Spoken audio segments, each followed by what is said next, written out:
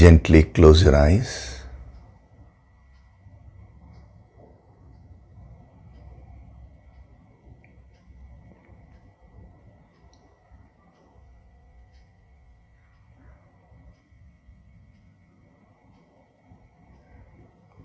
Do deep breathing.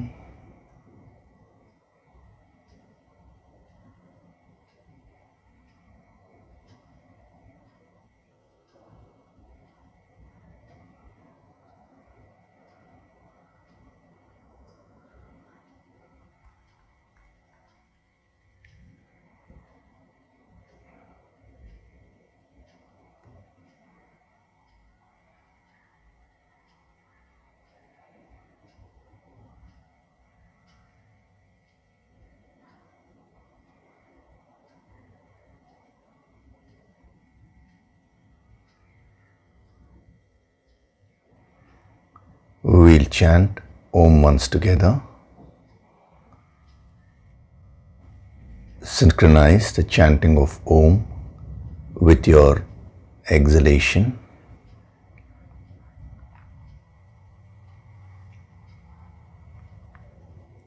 Breathe in.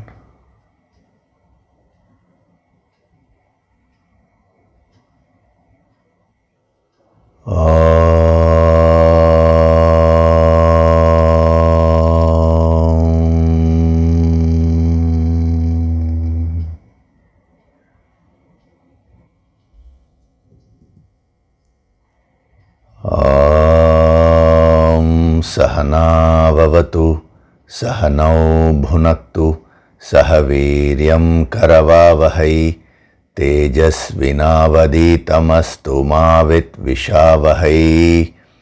Om Shanti, Shanti, Shanti.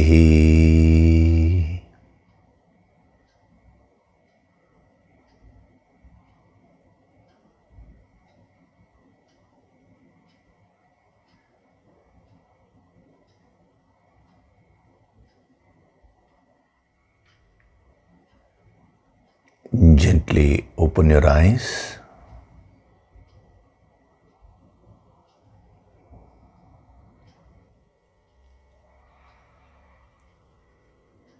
We'll chant from verses 68 to 72 of chapter 2.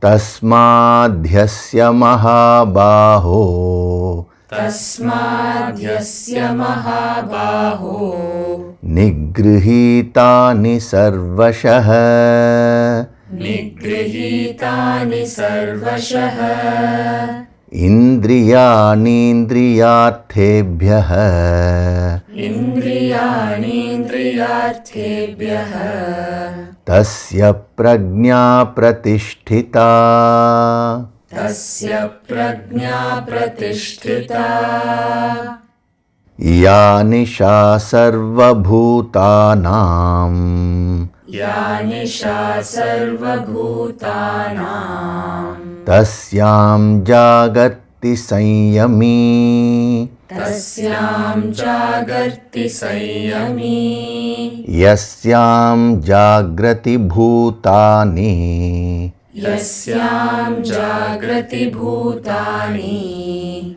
sa nisha pashyato muneः, sa nisha pashyato muneः, आपूर्यमाणमचल प्रतिष्ठम्, आपूर्यमाणमचलप्रतिष्ठम्, समुद्रमापः प्रविशन्ति यद्वत्, समुद्रमापः प्रविशन्ति यद्वत्, तद्वत् कामायं प्रविशन्ति सर्वे, तद्वत् कामायं प्रविशन्ति सर्वे, स शान्तिमाप्नोति न कामकामी, स शान्तिमाप्नोति न कामकामी,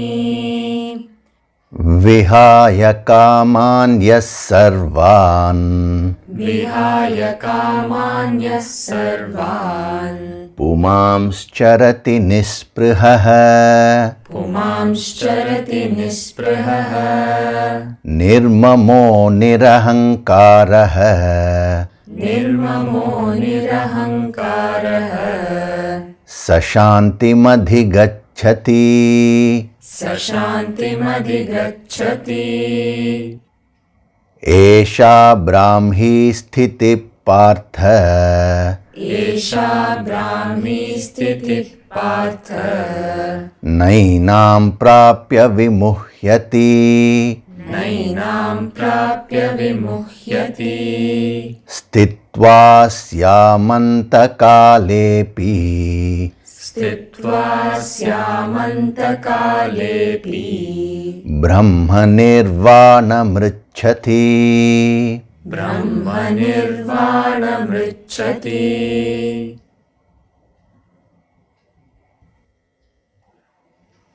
Hari Om, and a very good day to all of you.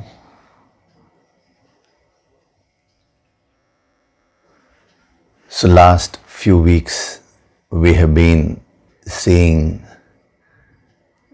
this amazing usage of these two words, Jagr and Nisha.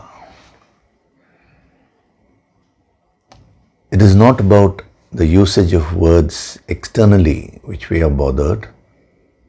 It is how relevant it is to your life, how relevant it is to your sadhana, how practical is it. That is what we are more concerned about. But incidentally, even the external research part is very enjoyable. Every bit of this wisdom, every aspect of this wisdom is so enjoyable. That is why it's so important to for you to understand, differentiate between the essentials and non-essentials. See, it's like in some of the when you order some product from a company. Now, sometimes when they send it, let's say you order something like jewelry. Now they pack and they give you the necklace or whatever it is that you ordered. And when you come home, you find that the packing is so beautiful.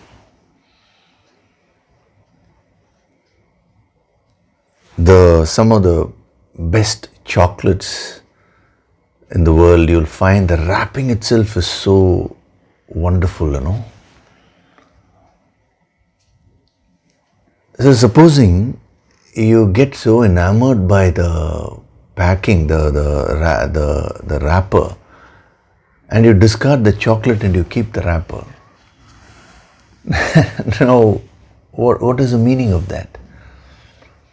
So similarly, the Sanskrit language, the presentation, the style, everything of the ancient wisdom is so wonderful.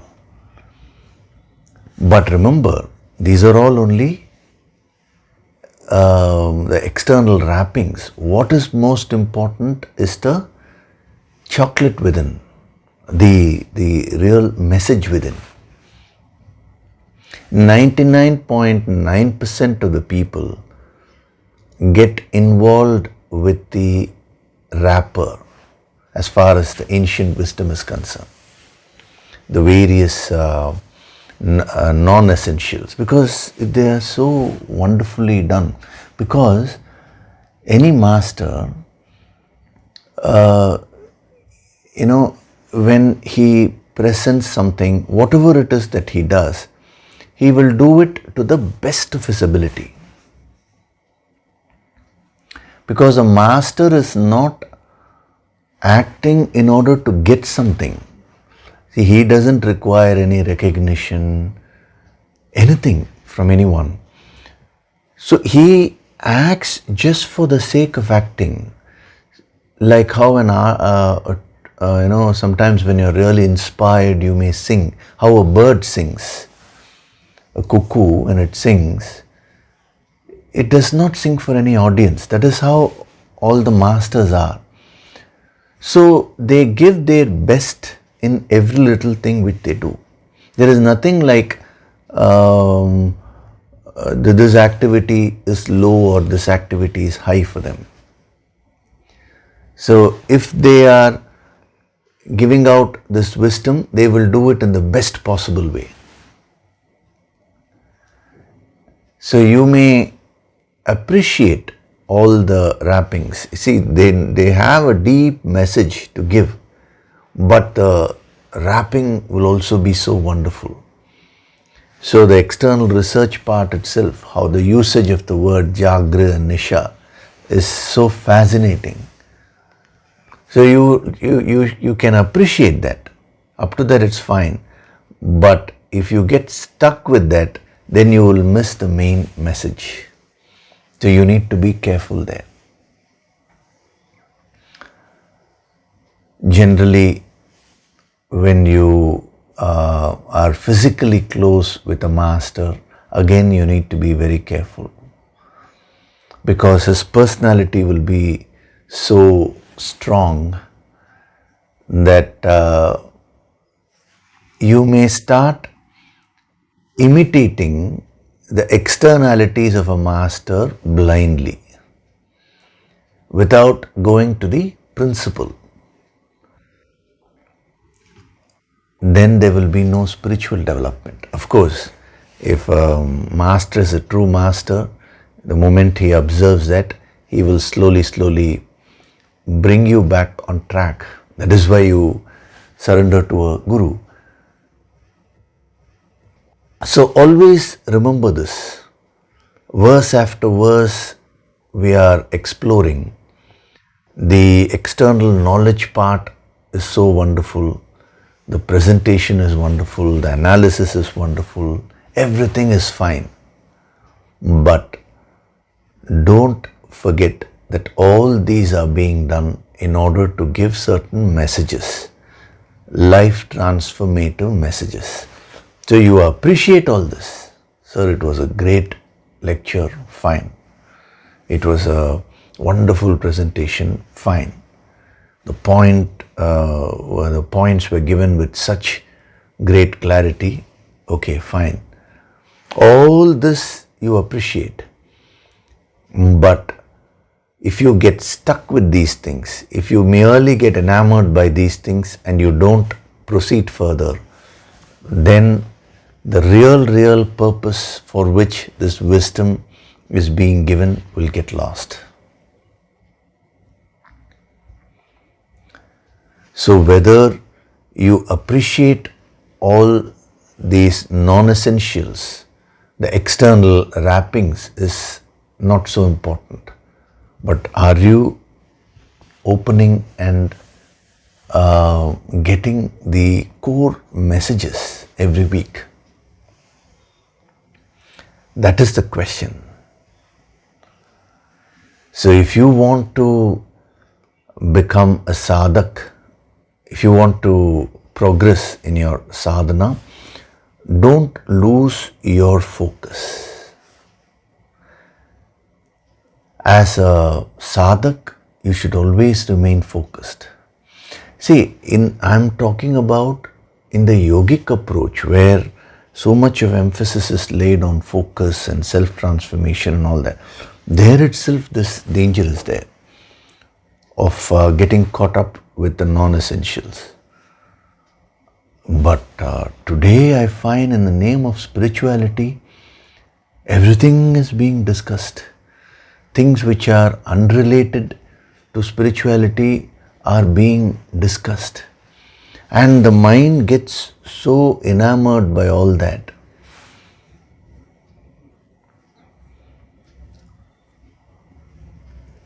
The core message should not be forgotten. See, a master comes into your life for a particular purpose, to remind you of the ultimate purpose in life and then guide you towards that.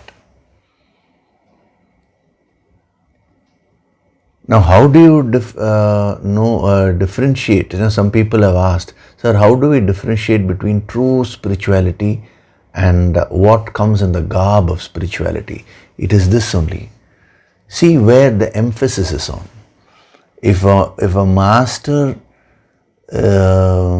is true, he will keep emphasizing on the core essentials required for your life transformation. He will emphasize on the sadhana. If a master is not a true master, he himself will not have focus. He'll be talking about things which may be very interesting, which may be very entertaining. He may talk of, politics, he may talk of this, that, he may be doing so many activities which are entertaining, and he may leave out the core message. The yogic approach may not be so entertaining as the normal approach. When I say the normal approach, I mean a distracted approach. See, the mind always wants to get distracted. So, if there is no flow in these discourses, if I just keep talking whatever comes in my mind, just entertaining stuff, that will make it more interesting. Lakhs and lakhs of people will come to watch that. But what is the point? There is neither a purpose for the speaker nor is there any purpose for the listener apart from that immediate enjoyment or immediate entertainment. So, as a sadhak, my request is maintain your depth, maintain your focus. One of the things which I wanted to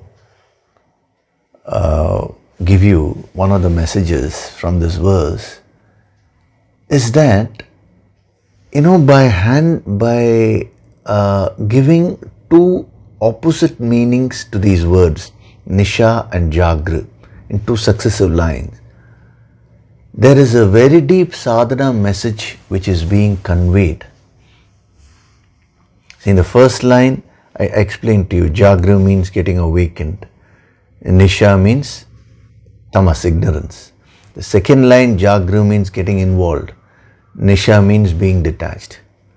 Now, why is he using the same set of words to mean opposite things? The sadhana message there is that if you want to develop spiritually, you need to be very flexible. Rigidity is one of the main blocks in the spiritual path. When you start gaining the wisdom, when you start doing any spiritual sadhana, if you're quite sincere about it, what will happen is you will face a lot of blocks. Now you will have to overcome all these blocks. Only then you will become eligible or you will become qualified to receive the infinite grace. It is like a game, different levels are there. As you progress in the game of spirituality, the levels will go on increasing. The intensity will increase, the difficulty will increase. In many of these games you have, the different levels, and each level, the difficulty of the game will go on increasing. That is how it is in spirituality also. And the beauty, the thrill is in overcoming the difficulty and crossing that level. It gives you that enormous amount of satisfaction and self-confidence. So one of the blocks which you will be facing in the spiritual path, I want you to make a careful note of this, is rigidity, getting stuck with something forever. The more rigid you are, the less spiritual you will be. When it comes to principles, there should be no compromise, because principles never change. That is the Sanatana Dharma. Just as the natural laws of life don't change, the spiritual laws, which are the principles governing this universe, governing your life, will never change. But when it comes to application, the application of those principles will necessarily change according to the times, according to the context. See, Krishna himself, he spoke on 3 occasions in his life, mainly speaking. One was the discourse which he gave to the gopis before he left Vrindavan. The other was the Bhagavad Gita, the Gita where he gave this discourse to Arjuna. It was not a mere discourse, it was a healing session where it is much more than mere intellectual discourse, that's what I mean. And then towards the end of his sojourn, he gave the Uddhava Gita to his dear friend Uddhava. That is also the Gita only, the song of the Lord. But since he gave it to Uddhava, it was called Uddhava Gita. Now, what is interesting is, when he spoke to the gopis, the stress was on unconditional love. He explained to them what is true love, what is selfish love, what is unselfish love, what is selfless unconditional love, what are all the blocks which you will face, how to overcome that. All these things were given to them. The stress was on unconditional love. Now, when he spoke to Arjuna, the stress was on Karma Yoga, the path of action, how you should do your duties in life. Now, when he spoke to Uddhava, the emphasis was on Jnana Yoga. How do you gain the Jnana, the knowledge part? How do you grow spiritually with the knowledge? It was the same Krishna talking, but the emphasis, the presentation, everything was so different. To the gopis, it was unconditional love, in effect bhakti. With Arjuna, it was Karma Yoga, action. With Uddhava, it was Jnana, knowledge. Why was this difference there? It is the same wisdom, but the application will vary according to the person who receives it, according to the context. The gopis related to Krishna through their emotions. They personally related to Krishna. So to them, he stressed on how to purify and subtleize their emotions. That was what was important to them. It is the same wisdom only, but the presentation is totally different. When it came to Arjuna, Arjuna was a man of action. He was a warrior. So Krishna stressed on action.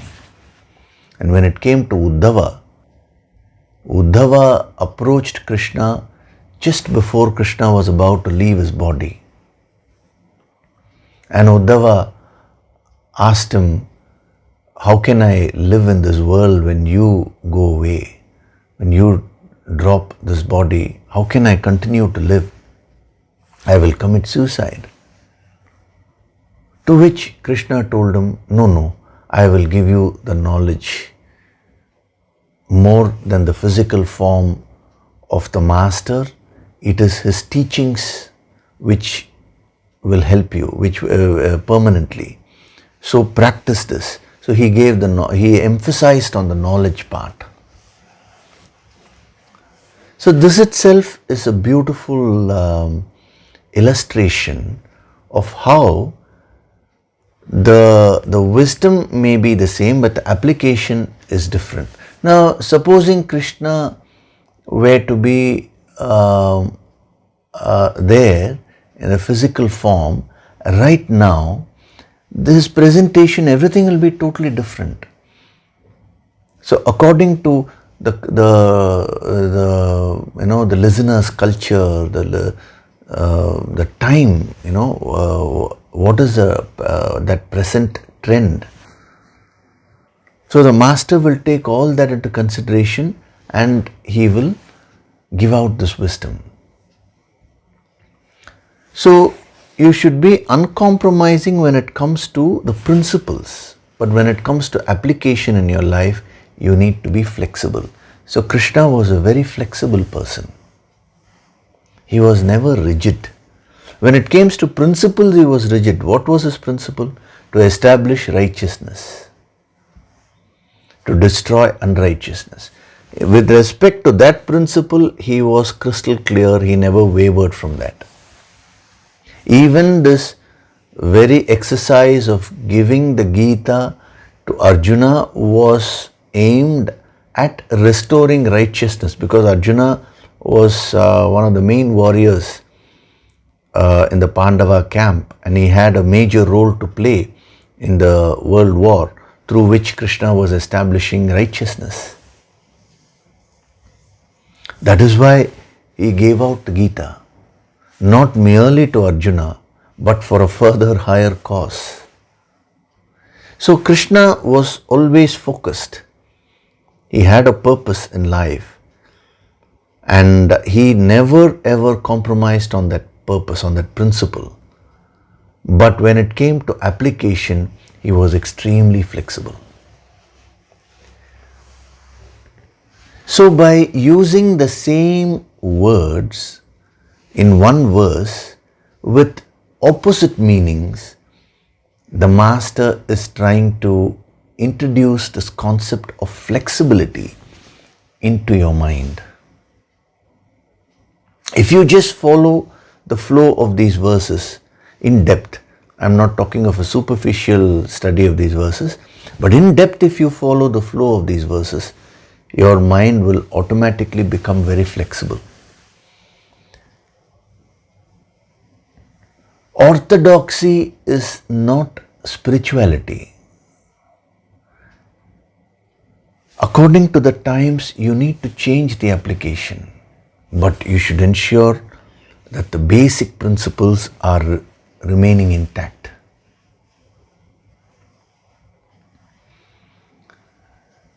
In the Srimad Bhagavatam, there is a beautiful episode where when Krishna enters the wrestling arena, he goes to Mathura and he kills his uncle Kamsa, who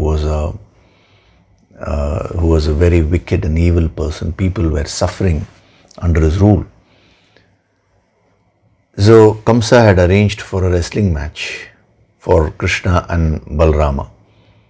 Two of his best wrestlers were chosen, Mushtika and Chanura. So when Krishna entered the arena, all the people were sitting there and watching. Now there is a beautiful description there. When people watched Krishna, who was walking into the arena, how each one viewed Krishna. This episode has so many messages, but I am giving the message which will, in this context of this verse, I'm only giving that message. In some other context, I'll give you more wisdom pertaining to that episode as and when it comes. But the point here is, what happened was, as he was walking, how each one viewed Krishna. All the fathers sitting there, when they saw Krishna, they felt that Krishna was their own son.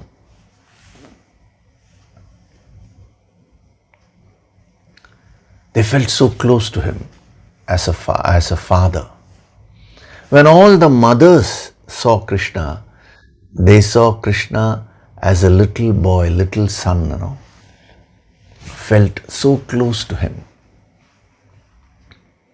When all the teachers who were sitting there saw Krishna, they saw him as their own student.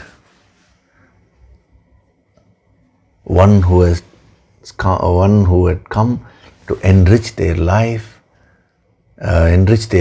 by learning from them. They felt so close to him. All the young boys who were sitting there, when they saw Krishna, they felt that he was their friend. They felt so comfortable with him. All the young girls, when they saw Krishna, they saw him as their lover. Like this, he goes on describing. There are, as I told you, there are so many messages in that. The message which I'm pointing out here is, Krishna was Krishna. But according to each one, he was so flexible, he related to each one in their way. So anyone was comfortable with Krishna. See, when Krishna went to Hastinapura, Duryodhana's camp, as a peace messenger from the Pandava, on behalf of the Pandavas, the one who came and left him when he came back, when he returned, was Karna. Karna was, he took him personally in his chariot, right up to the outskirts, after which Krishna left in his chariot. And at that time, Karna tells Krishna, he says, Krishna, if there is one person whom I really love in this world, it is you. With Duryodhana, I have such a deep friendship. He has done so much for me. So I owe my life to him. It is my obligation. This is what he felt. But he took it to one extreme, where in spite of Duryodhana being unrighteous, he supported him. As a true friend, he should have advised him and told him, no, this path is wrong, Duryodhana. But he didn't do that. He didn't have the courage to do that. But when it came to Krishna, why did he feel so much of love and affection? He says that. He confesses to Krishna. He says, I really don't know why I have so much of emotion for you, Krishna. If Duryodhana was not there in the picture, I'll just be with you, he says. Imagine, what has Krishna done to Karna? Externally speaking, nothing. But his personality was so charming. He had that unconditional love, and he was so flexible. He moved according to the other person's psychology. So a master is always like that. Whether you are an American, or whether you are coming from Africa, whether you are an Indian, or whether you are a Japanese, all these things do not matter. What is your culture? What is your religion? Whether you are a man or a woman, all these things really do not matter at all. According to what you are, the master will be so flexible adjustable understanding. So you will start feeling very comfortable. If only you can learn this wonderful quality of flexibility, adjustment, all your relationships in life will become so wonderful. Wherever you go, you should learn to adapt yourself. See, remember, the world is in a constant flux of change. Now, principle-wise, you should be attuned to that infinite which is changeless. But when it comes to functioning in the world, you should adapt yourself to this constant flux of change, which is the nature of the world. If you are rigid there, you will get into a problem. For example, right now the way the trend is going, more things have become online today. Now I know many people who resist that change. They say, this online and all this is not my cup of tea. Then you will be left out. You should learn this quality. That is the beauty of the approach here in this verse. In the very first line he is using the word Jagra and Nisha in one sense. The very second line he is using it the totally opposite sense. And I have been very carefully introducing this concept to you, because if I straight away in one lecture told you in the first line Jagra means this, in the second line this, first line Nisha means this, second line this, your mind would have got very confused. You wouldn't have been able to adjust to that so fast. Some of you may have been able to do that, but in general, the mind refuses to adapt. It is so rigid. So, by using the yogic approach in this verse, we can also learn this quality of adaptability, adjustability, flexibility. So when you're relating to your partner, relate to your partner according to his or her psychology. When you're relating to your boss, be flexible there. When you're relating to your children, be flexible there. Don't, you may be a CEO in your office. No, don't be a CEO at home. Then you will have a problem. You see, this is the rigidity. Why did this ancient wisdom, why did this get lost? Because of lack of flexibility. Unless and until this ancient wisdom is explained and applied according to the modern trend, the youngsters are not going to pick this up.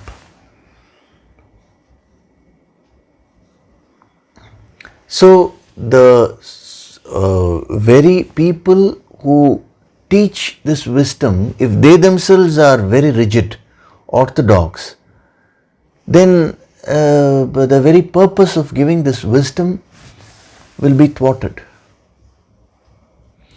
So from this moment onwards, in everything which you do, adjust according to the situation, adjust according to the context, adjust according to the person, but at the same time, don't compromise on your principles. That balance is something which you need to develop.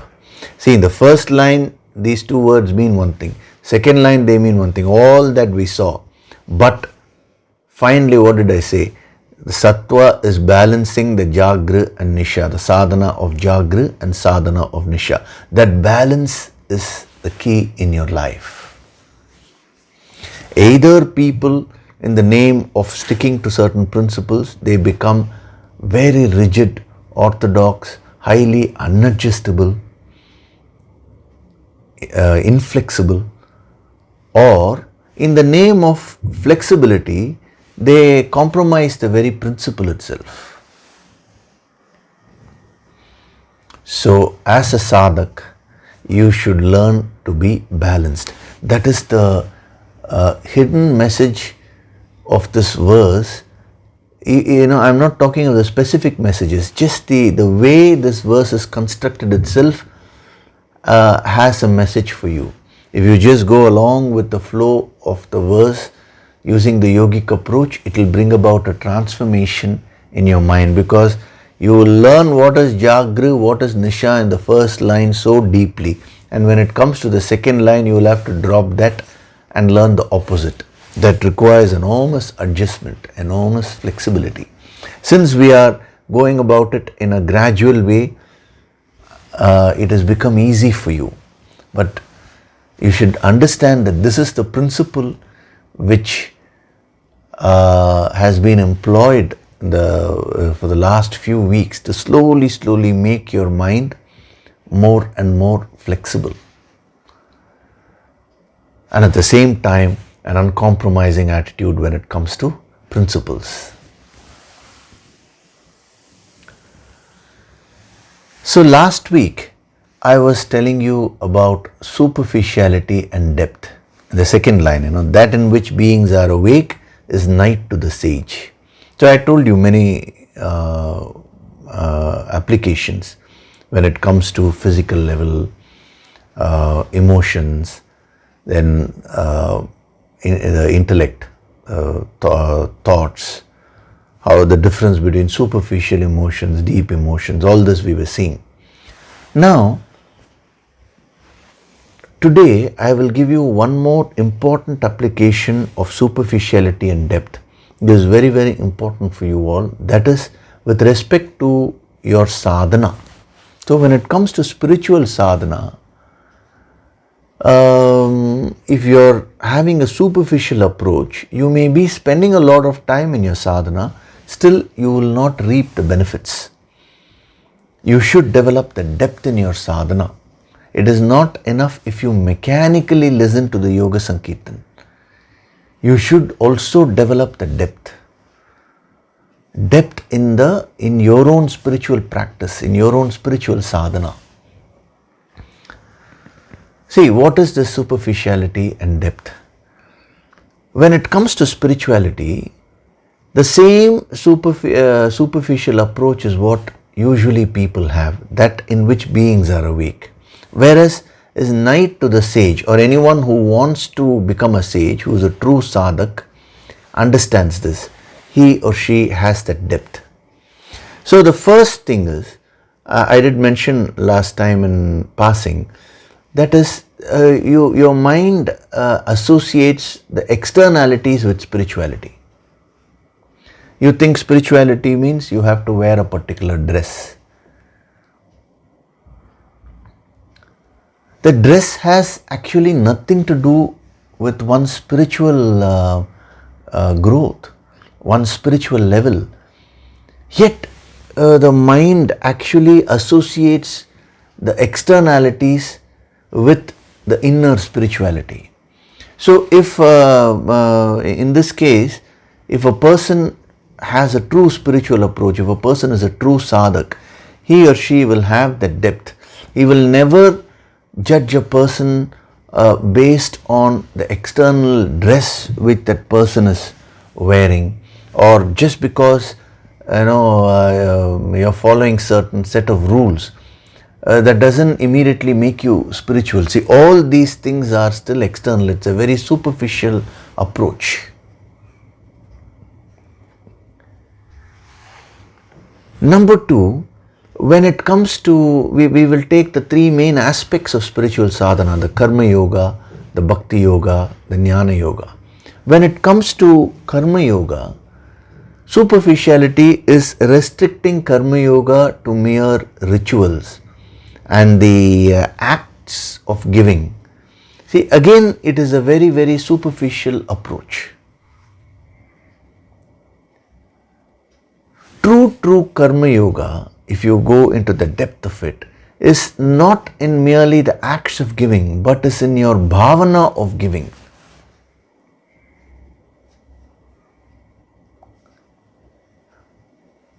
Sometimes somebody may give something to you with so much of affection.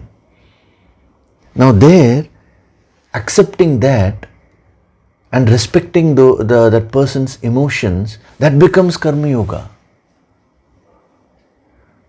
But externally you are taking, but internally actually you are giving.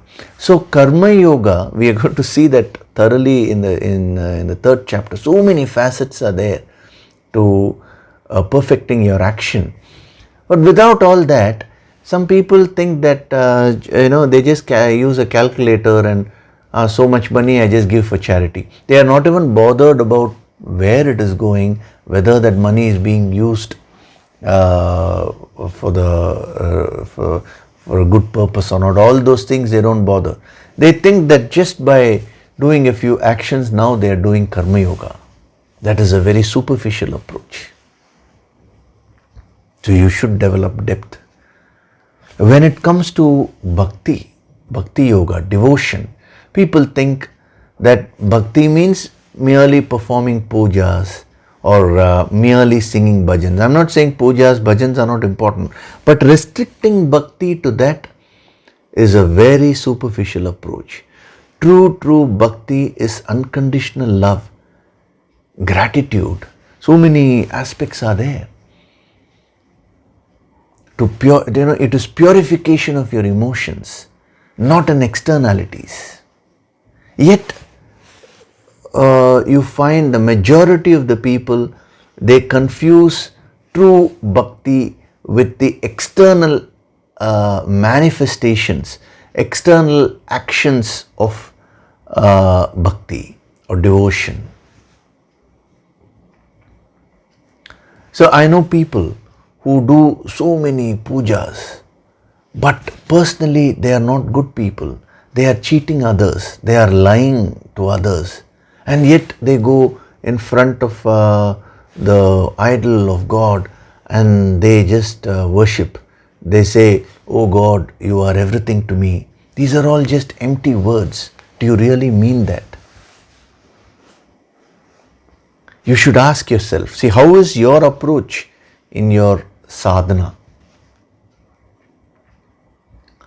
Similarly, when it comes to Jnana Yoga, people consider mastery over language as Jnana Yoga. Just because a person is very proficient in a particular language, in this case it is Sanskrit language, they think that person is a jnani. No. There is a difference between being a pandit and being a jnani.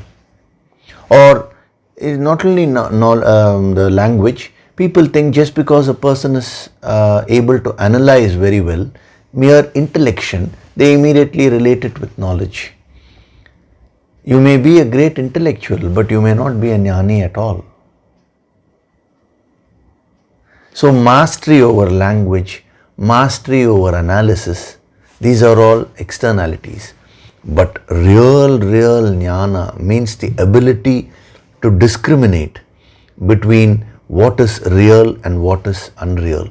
Adi Shankara, he says, Nitya Anitya Viveka Vicharam. Very powerful line, when it describes Jnana Yoga. Nitya Anitya means the difference between Nitya and Anitya, what is permanent and what is impermanent. Viveka Vicharam. Discrimination. Viveka means discrimination. So discriminating between what is permanent and what is impermanent. Vicharam, contemplation all the time. That person is a true jnani. So when it comes to spiritual sadhana, again, when it comes to meditation, let us take the Yoga Sankirtan for example. It is not merely about playing the Yoga Sankirtan audio and sitting in a mechanical way. No. You should do it with the bhavana.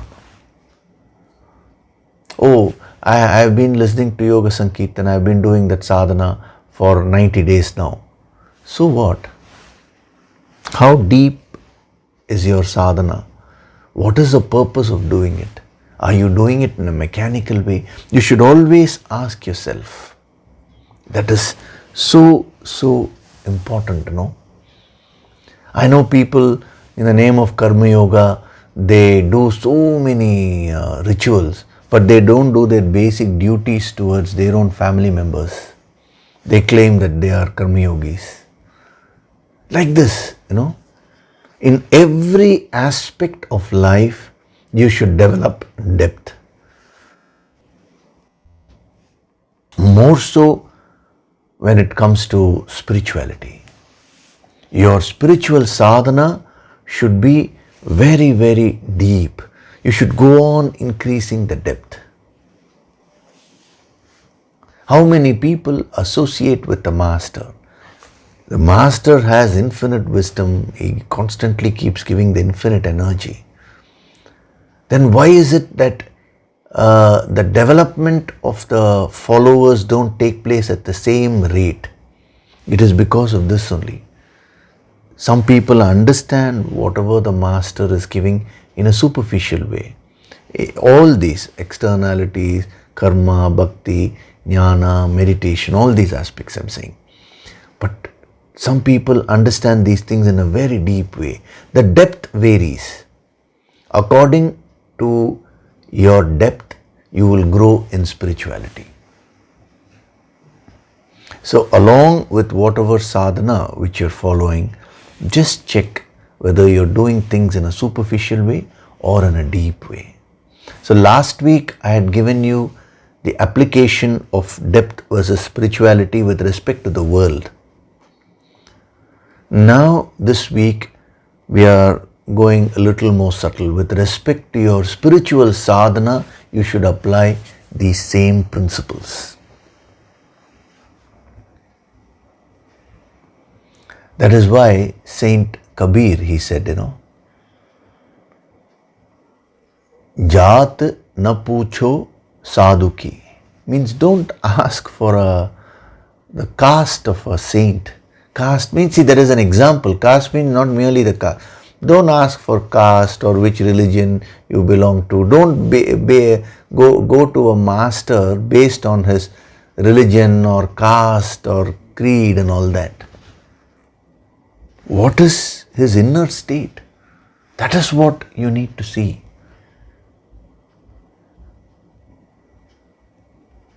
Arthur Conan Doyle, he says, mediocrity can never recognize a genius. Talent instantly does. It's a beautiful statement. Mediocrity here means if you are very superficial, you cannot recognize a genius in any field. Whereas talent here means the depth. If you have that potential, then you can recognize.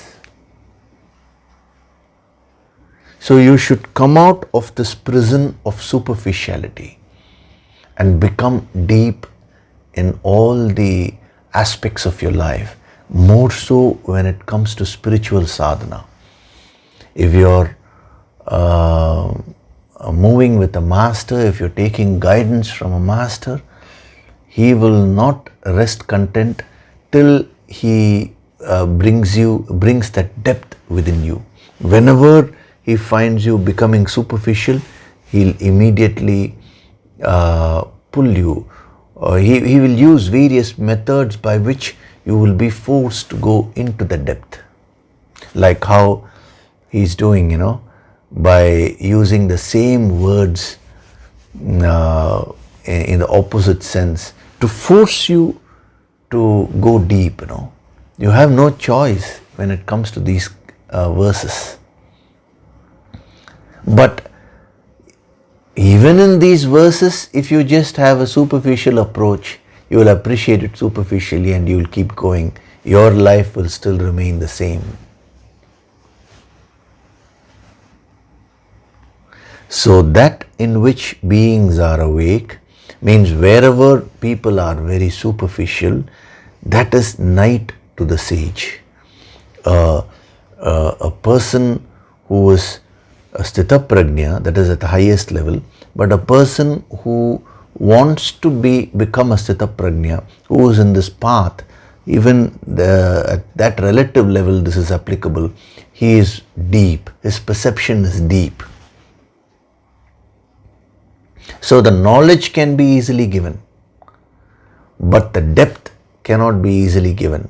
That has to come slowly with the higher grace, with the grace of the Guru and your own personal efforts. All these are factors, everything put together. Slowly the depth will come in your life, the depth will come within you.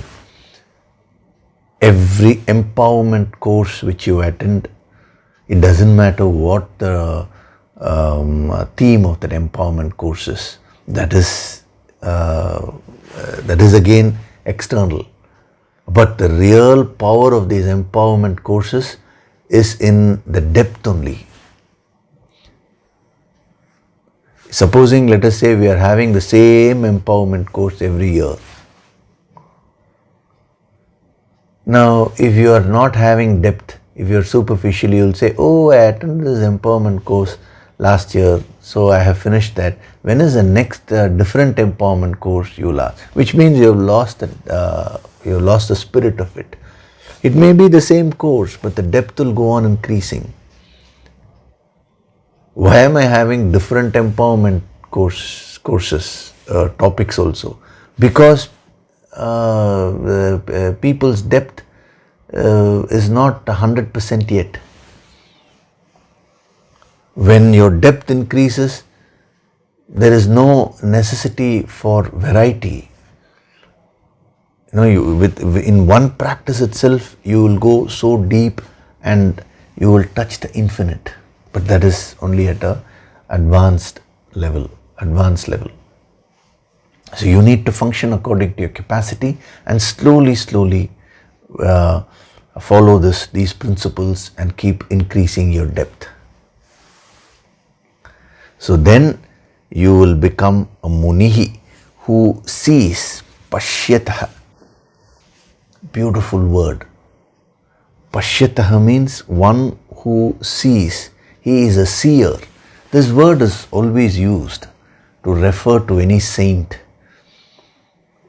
Some certain words are there. Each word, gives one facet of the spiritually evolved person. One such word is pashyataha. Pashyataha means he is seeing. So any saint is a seer. So what does he mean by seeing? See, even in English language, the word see is used figuratively most of the time. See, among the five senses, you lay a lot of emphasis on seeing. Supposing you are reporting some incident to someone. Now, you say, this is what happened there. That person says, I don't believe you. This is not what would have happened. You tell him, no, at this time, yesterday, this is what has happened. He refuses to believe. Then finally, in order to convince him, what would you say? You will say, listen, I saw it. Personally, I saw it. So you talk of seeing only. The moment you say, I saw it, then that, so much of weightage is added to what you're saying. Whenever someone explains a point to you, you're unable to understand, you're confused. Finally, the moment you understand, you say, now I see your point. So, even in your normal expressions, you use the word seeing to mean an authority in terms of your experience. The moment we talk of seeing, we are 100% sure. So you lay so much of emphasis on seeing at the worldly level itself. Now here, he is using the same word, seeing, to mean something which is phenomenal. That is, you always see with these two eyes. A saint's third eye is open. That is why he is called a seer. Some people interpret seeing as understanding. That is a very, very limited interpretation. That's a superficial way of looking at it. So just as you have two eyes, there is the third eye within you. At every level, the third eye keeps on varying. At the physical level, the third eye is the pineal gland. At the prana vayu sharira level, it is the prana chakshu. At the pranic level, the nadi chakra sharira, at that level it is the agnya chakra. Like this, at every level, at the level of wisdom, it is called jnana chakshu. So, just as you have, I have told you many times, you have 5 bodies. Now, your third eye also keeps increasing in depth as you go deeper and deeper within yourself. For a Sthita Prajna, the third eye is awakened from the deepest level of his personality. Then you are called the seer. Later on, in one of the verses, he'll be saying, Yah pashyati sah pashyati. Yah pashyati sah pashyati means the person who sees is this. And the person who does not see, does not see. In the Prana Tattva level 1, we are going to work on the Prana Chakshu, where your power of intuition, all these things will become more. That is an essential part. As you go into higher sadhana, these aspects within you have to be awakened. Otherwise, you will not be able to experientially gain this wisdom, because it's so subtle as we go deeper and deeper within ourselves. So, this great saint, the Munihi, he says he is a seer, pashyatah. His third eye is open fully. When we did the Dhyana Slokas, we saw, where I bow down to sage Vyasa. So in that he says his eye is like a lotus leaf which is stretched. So people always say that Vyasa had beautiful eyes. He's not talking of the physical eyes there. He's talking of the inner eye of wisdom, which is fully open, and that is why we bow down to Vyasa, he says. That's what you have to have, the depth to be able to understand this. So he is just putting it in a very simple way. He just says, Munihi who sees. So last week I told you about Munihi, one who has calmed his mind, who has silenced his mind, and who is in a very contemplative state. Now when you get into that state, automatically your third eye opens up. See, today, every street corner I find people advertising a course on opening up the third eye and all that. It is not like that. First of all, their very understanding of third eye itself is very, very superficial. Maximum they can understand is, some people say third eye is Agnya Chakra. That is only an energy center at the pranic level. There is much, much more depth to it. Or sometimes people see these movies and they see, they show Lord Shiva's third eye is open, exactly like these two eyes, they portray that. That is a figurative way of putting it. So people's understanding itself is very superficial. So when we do the Prana Tattva level 1, we will be awakening this intuitive power. See, the third eye has so many powers, so many aspects. One by one we need to awaken them. It is a gradual process. If the entire third eye is awakened at one go, you will not be able to handle that experience, because that will open up the door to different dimensions, and you need to be prepared for that. So with these two eyes you can see the world, but in order to gain the wisdom of the inner world, you require to awaken the third eye in stages, gradually. So the Yoga Sankirtan Sadhana prepares you for that. These weekly sessions, I am only preparing you. And when the empowerment sessions come, a lot of energy is being transferred. And you will find that when you do all the sadhana and then come and take the empowerment year after year, your depth will go on increasing. And your third eye will start opening up automatically at each level. And all those powers will start manifesting. It has to be done gradually, because one is the person will be unable to take it. The other is a lot of purification is required before you awaken your powers. Otherwise, you may misuse those powers. So that is why the empowerment is given according to one's preparation only, one's purification.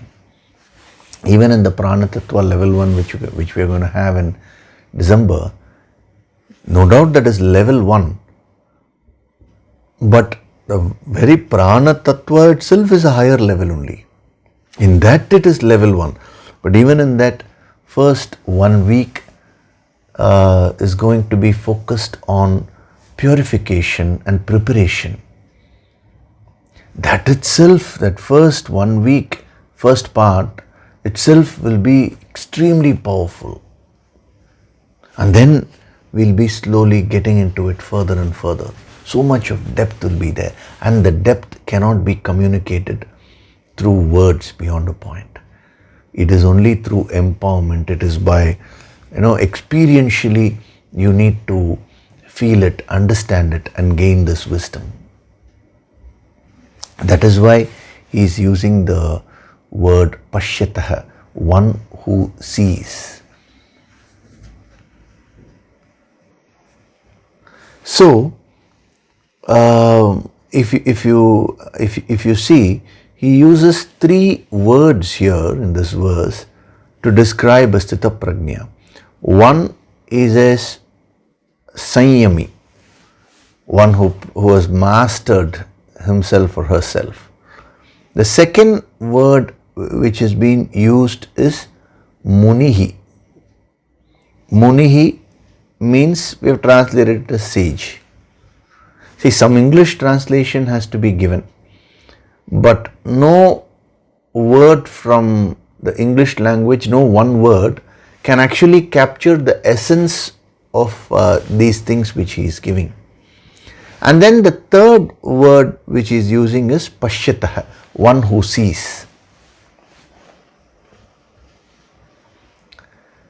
So, till now we were seeing the verse from the standpoint of the 2 important words, that is Jagra and Nisha.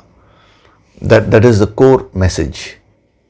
But you should appreciate that this is being given in the context of explaining a sthita prajna. So that is why these 3 words become very significant. So I am separating Jagra and Nisha on one side, that we have seen in detail the sadhana messages from that, everything. Now we take these 3 words, the Sanyami, Munihi and Pashyatah.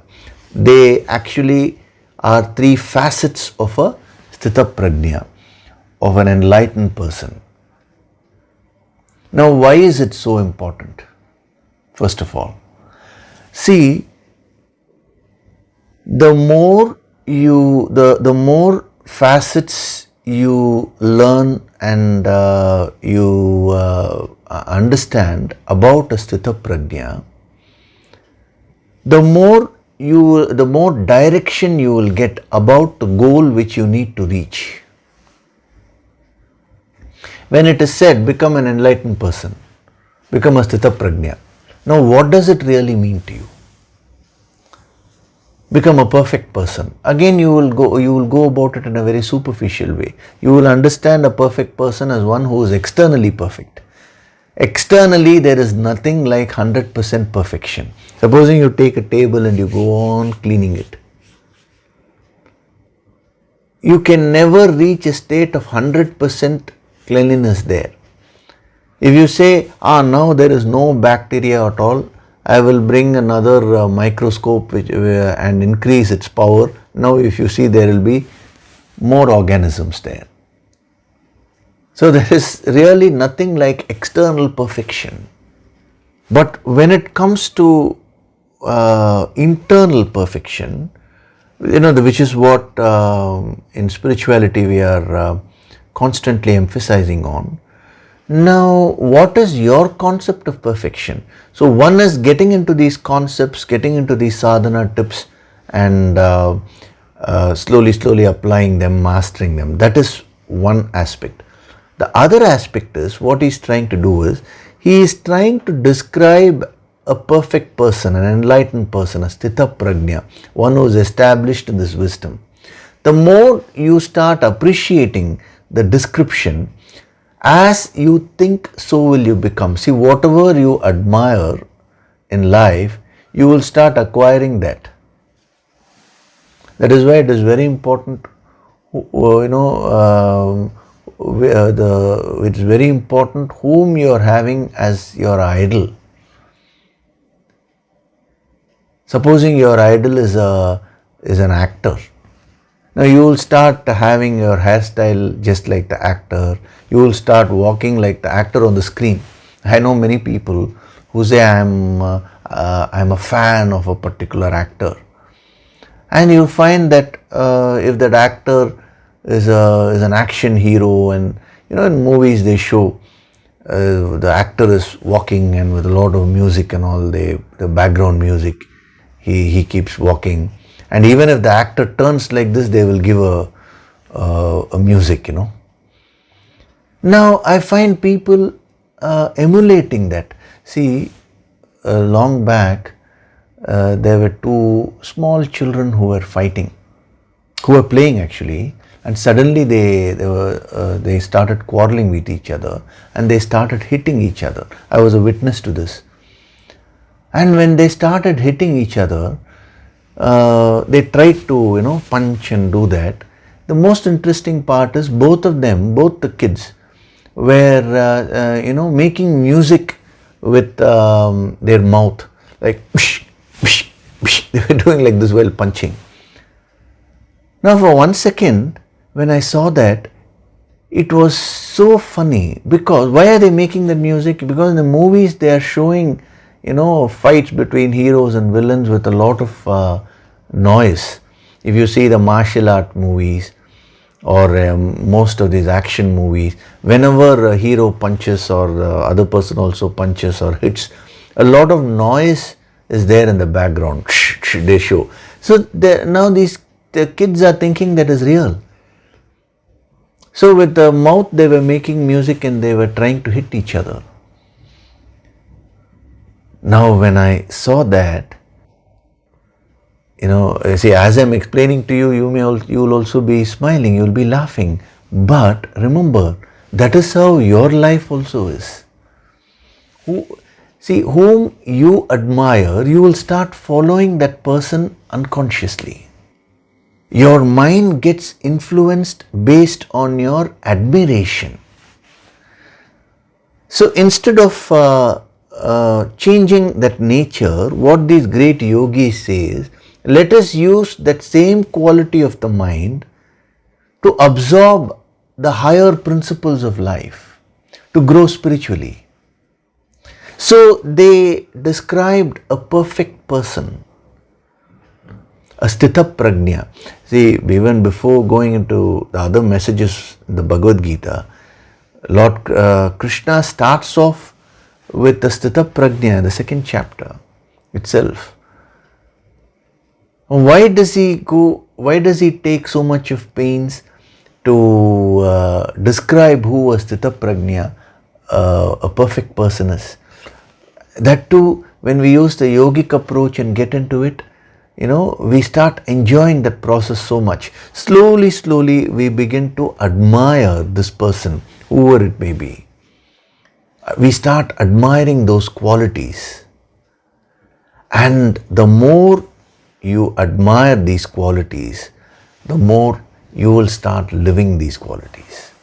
When you admire self-control in a person, it is a question of time. You will also become self-control. You will be, you will automatically gravitate towards the sadhana which will make you more self-controlled.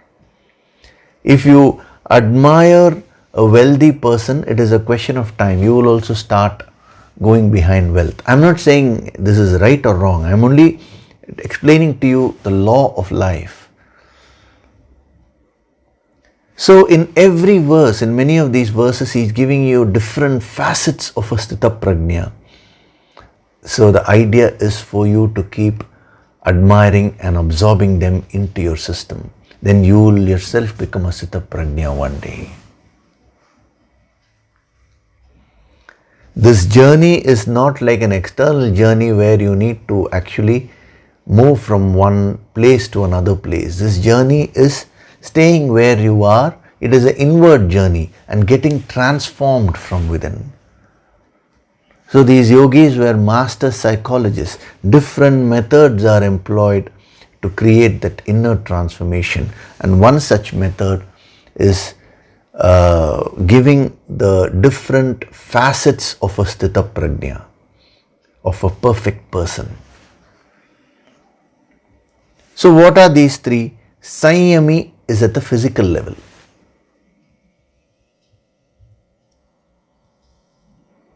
At the physical level, the person is perfectly self-controlled, disciplined. Again, don't superficially understand physical control or physical mastery as mere quantity in terms of sense contact. It is not the quantity, it is in terms of whether you are a master or are you a slave to your senses. There is nothing wrong with sense enjoyments as long as you are a master of the senses. So it is not related to quantity. So Samyami at the physical level. When it comes to Munihi, it is at the emotional and intellectual level. Emotionally, that is the mentally, how is a perfect person? He is a Munihi, Maunam. He has silenced all his agitations. See, today there is so much of emotional turmoil within you. A Mauni is one who is silent, not necessarily externally, internally. And at the intellectual level, Mananam, contemplation. He always contemplates on the higher aspects of life, on the deeper aspects of life. So that is Munihi. So Samyami covers the physical aspect. And when I say physical aspect, we have seen that enough. That is why I am not getting into the full explanation now. It is not merely the physical body. It goes right up to the pranic body. The control comes from there.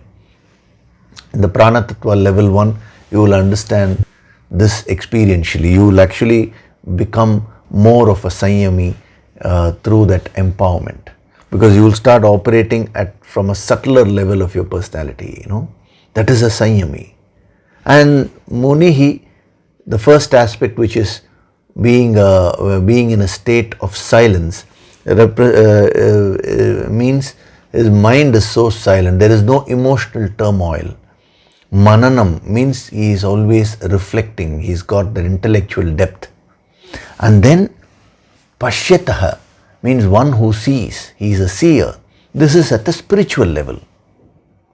His third eye is awakened. So, in this verse, it is amazing. He has given the three facets of an enlightened person, of a Sthita Prajna, and just in those three facets, he has covered almost all the dimensions of your existence: physical, pranic, emotional, intellectual, and spiritual. So these three words, if you see them together, Sanyami, Munihi, and Pashyataha, now you will start getting a very good direction about what you want to become. Who is, when you say, I want to become a Sthita Prajna, it means nothing. These are all the different facets of a Sthita Prajna. So the more you start getting into these qualities and admiring them and absorbing the energy behind these qualities, the more you will start becoming them. You will start living these qualities. Just that word Sanyami, when you start understanding it in depth, you will slowly become a master of your senses. Munihi, Mauni, your mind will start becoming silent. It is not a temporary state of silence. I am saying over a period of time there will be a permanent transformation with the sadhana. One who does mananam, you will become very deep. Pashyataha, one who sees. Your third eye will start getting awakened. So that is the power of these three words. It exactly, fixes your goals. It helps you visualize your goals. See, you need to be very clear about yourself. Each of you have what is called as a self-image. Today, what is your self-image? I am nothing.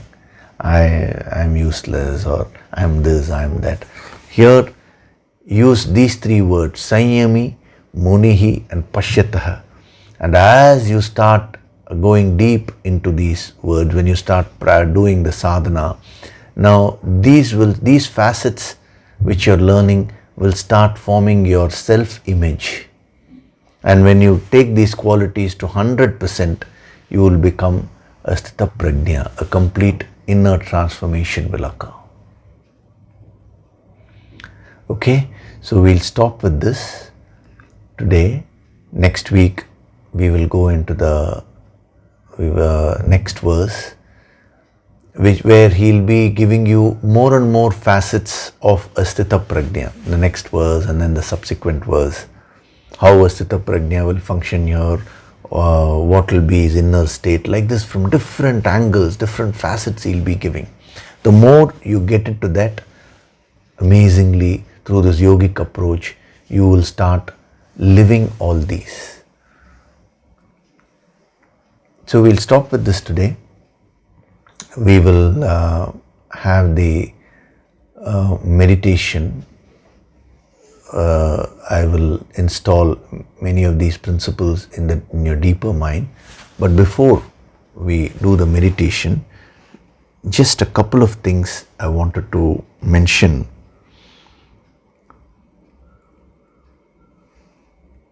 One is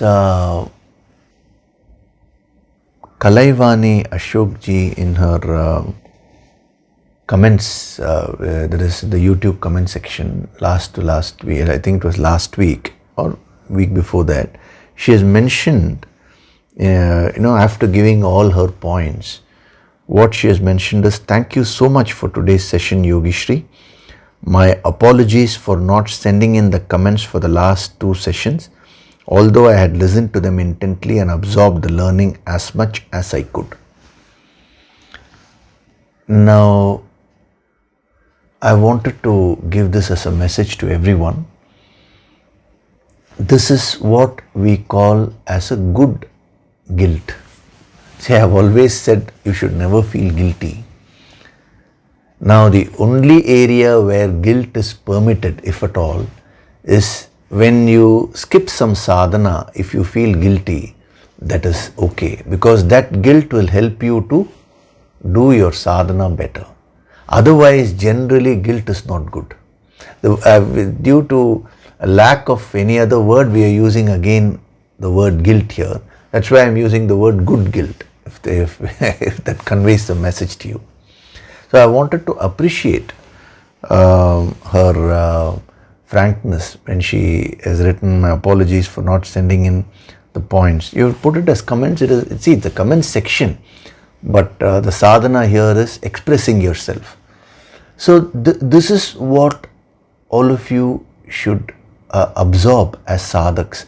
Whenever you don't do some sadhana properly, one day if you skip your yoga sankirtan, here of course you've sent apology. You don't need to apologize to me, because by you expressing yourself here, by you putting down your points, or you want to express your gratitude, anything which you want, it is you who is going to benefit.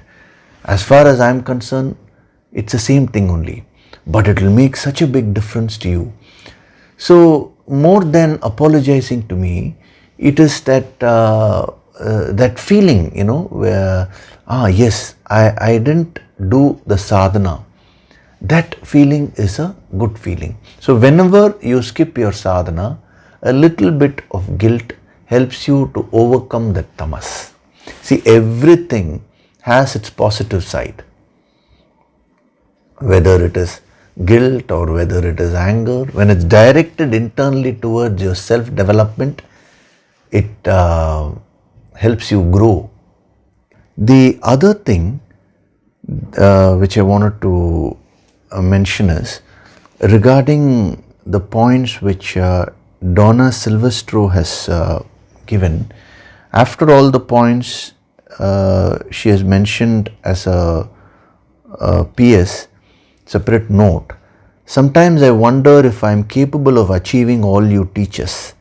You have such compassion when you share that being our divine self and achieving moksha is possible. I will trust that I can achieve this with your guidance. Yes, this is another thing which all of you can make a note of, including Donna. That is, always have that self-belief. See, if the wisdom of Sthita Prajna is being revealed to you, if that possibility of you becoming a Sthita Prajna is not there, then this very exercise will not be done. If these great yogis have given us this wisdom, it is because we have the capacity to receive this wisdom and get transformed. That is why they have given this wisdom. So have that confidence in yourself. With the grace of the Guru, with the grace of the higher Shakti, anything is possible. Through your regular sadhana, you should come to that level where you say, anything is possible in my life. That is what is the purpose of these sessions week after week. So my belief in you is one thing. Yogishri may believe in you so much, but the real transformation will come when Yogishri's belief in you becomes your own belief. It should get translated into a self-belief within you. That self-confidence, that is very important. It is a very important quality in the spiritual path. Okay, so other things we will see as in the coming weeks. Now we'll do the meditation. Sit in a relaxed position. Gently close your eyes.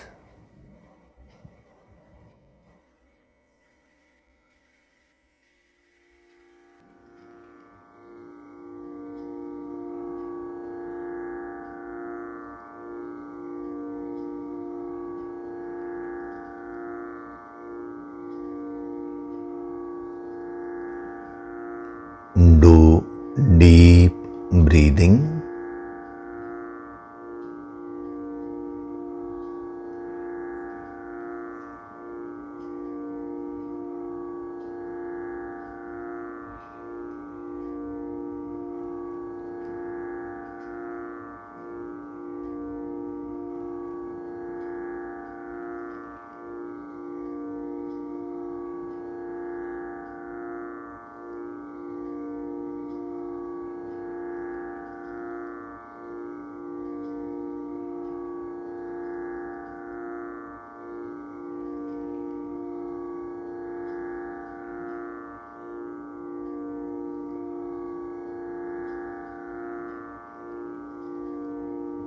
With every breath, I am becoming more and more relaxed.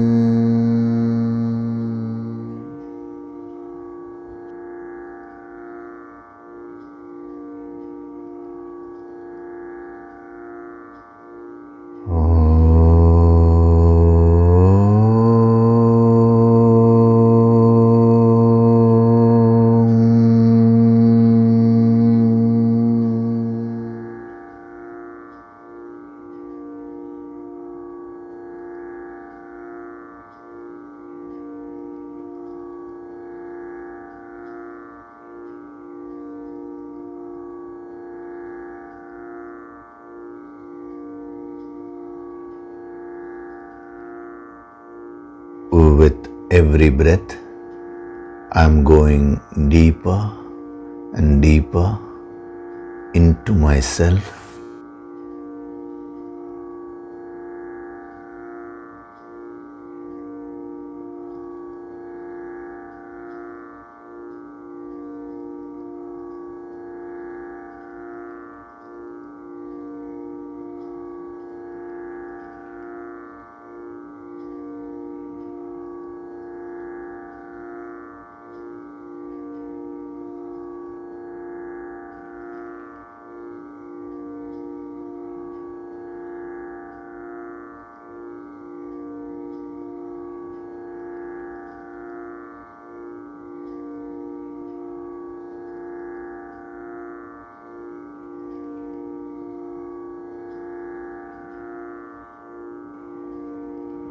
I choose to go beyond all the superficiality.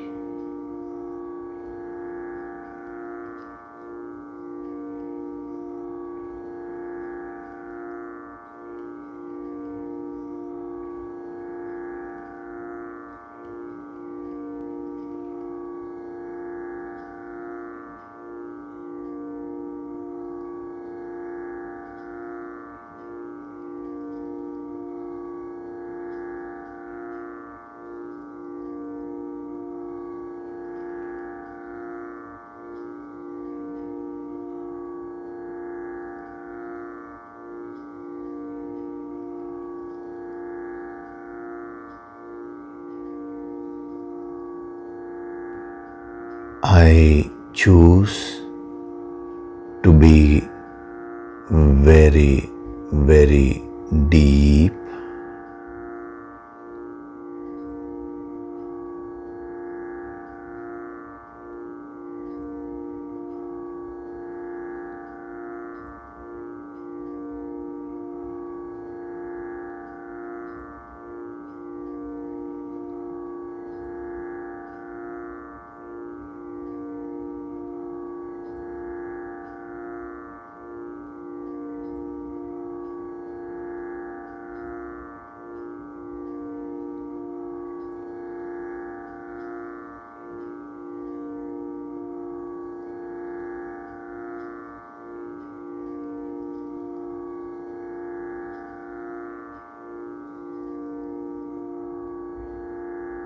My goal is to get transformed into a Sthita Prajna,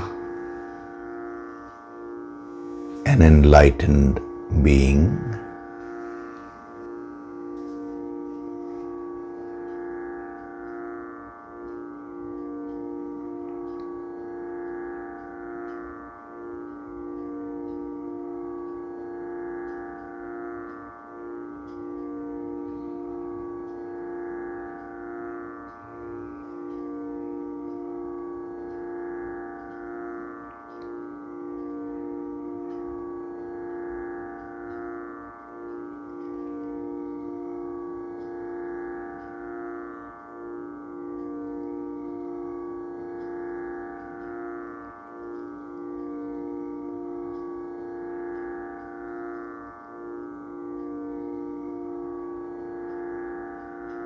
I am one with the infinite.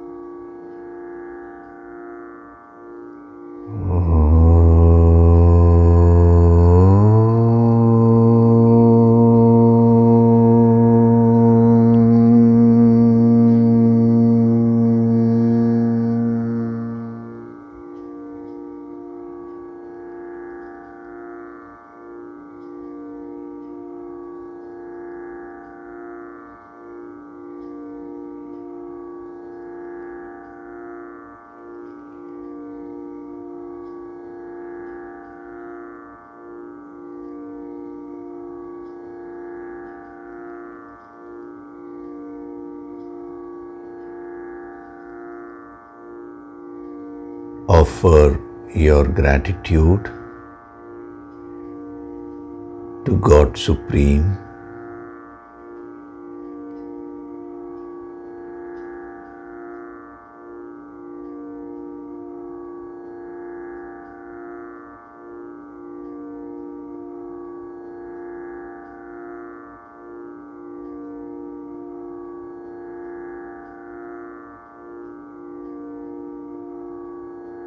Offer your gratitude to your Guru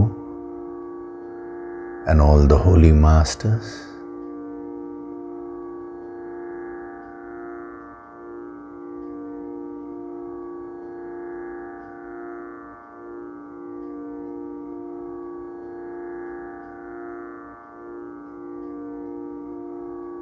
Slowly come back.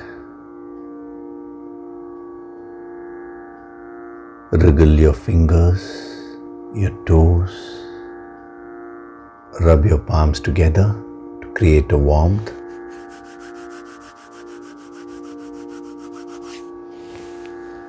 Cup your eyes with your palms.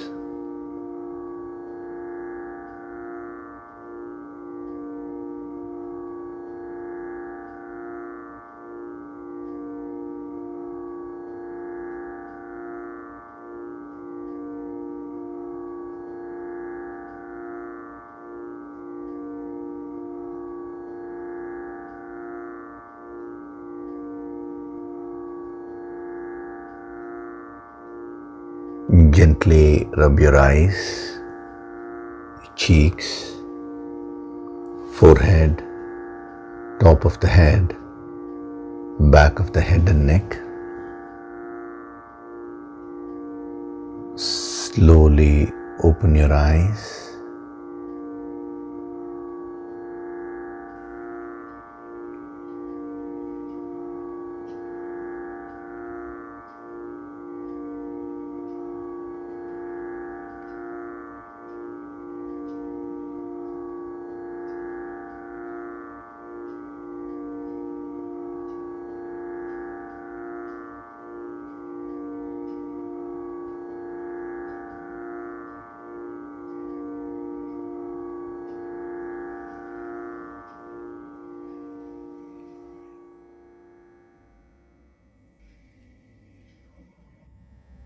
Welcome back.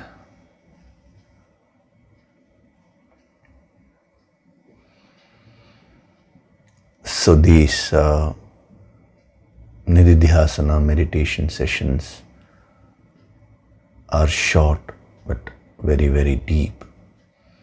Many people have been mentioning that you're finding it difficult to come out of the meditation in a positive sense, so deep. Yes, that is the very purpose of these sessions. So it is important for you to relate to Sthita Prajna personally. See, the idea of studying the Sthita Prajna is not to study about some perfect person outside. It's not merely to do that, but it is aimed towards getting transformed internally into a Sthita Prajna.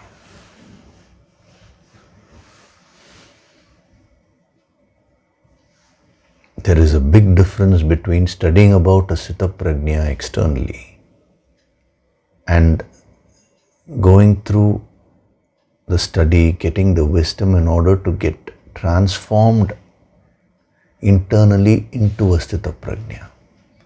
That is where the yogic approach comes. If you study the Sthita Prajna merely externally, it is an external approach. But in the yogic approach, which is an internal approach, it is getting transformed into a Sthita Prajna. So reflect on the various points which were given. And as far as the Prana Tattva level 1 is concerned, be very, very committed, because it is a very subtle program. Lot of doors will be opened from within.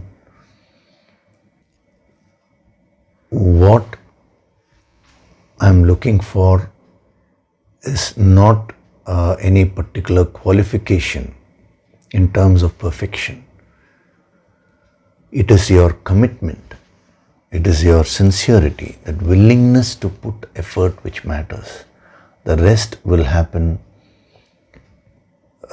because of the higher grace, When you come and attend the actual program, you will be fully ready, to receive the higher grace. That is the whole idea. Okay? So we'll continue next week. Thank you very much. Hari Om.